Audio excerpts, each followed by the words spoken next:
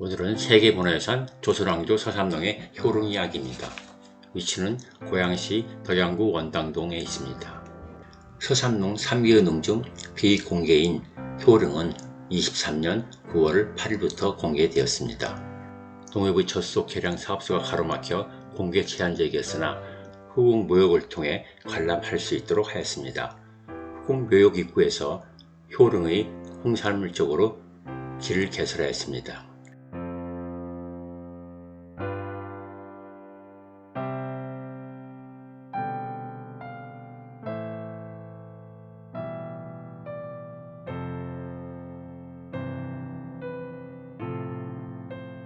관람 방법은 조선왕릉 누릿집, 3회마당 효릉 및 태실 권역 관람에서 예약합니다. 7일 전부터 가능하고 3일 전 예약 마감입니다. 1인 4명 신청 가능하고 회당 30명입니다. 해설 시간은 10시, 13시, 15시이고 10분 전 입장합니다. 해설차 통행으로 2시간 소요되며 효릉, 태실, 왕자 왕녀의묘, 후궁묘, 회묘순으로 진행됩니다. 또한 가축 전염병 역학조사에 필요한 개인정보 동의서를 동의하여야 합니다. 효릉은 조선 12대 인종과 인성왕후 박씨능입니다. 효릉은 같은 언덕에 왕과 왕비의 봉건을 나란히 조성한 쌍루 형식으로 정작 앞에서 바라봤을 때 왼쪽이 인종, 오른쪽이 인성왕후능으로 인종의 능침은 국조오래 형식에 따라 병풍선과 난가석을 둘렀습니다. 수옥방은 추춧돌 터만 보이고 본되지 않았습니다.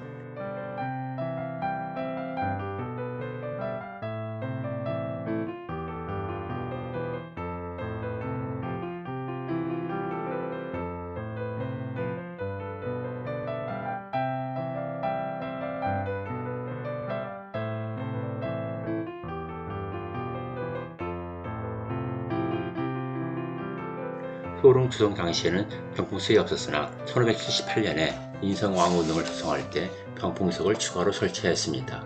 인성왕후 능침은 병풍석을 생략하고 난간석만 둘렀습니다.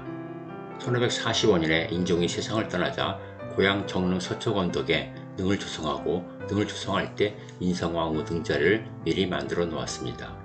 인성왕후 박씨가 1577년에 세상을 떠나자 이 뒤매인 1578년에 쌍릉으로 능을 조성하였습니다.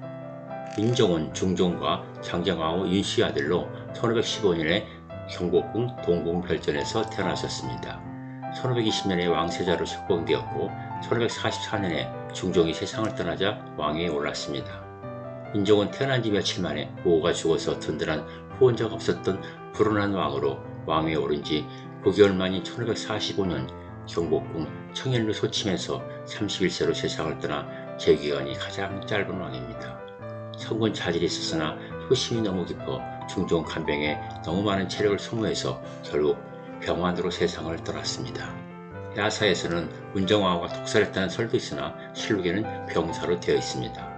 지나친 효심으로 병을 얻어 미복 동생인 어린 명종에게 왕위를 넘겨 문정왕후 실정을 처리하고 결과론적으로 국가의 미래에 부정적으로 된 것 같아 씁쓸합니다.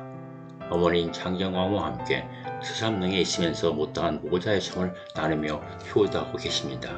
인성왕후 박씨는 금성 부원군 박영호 딸로 1514년에 태어났습니다.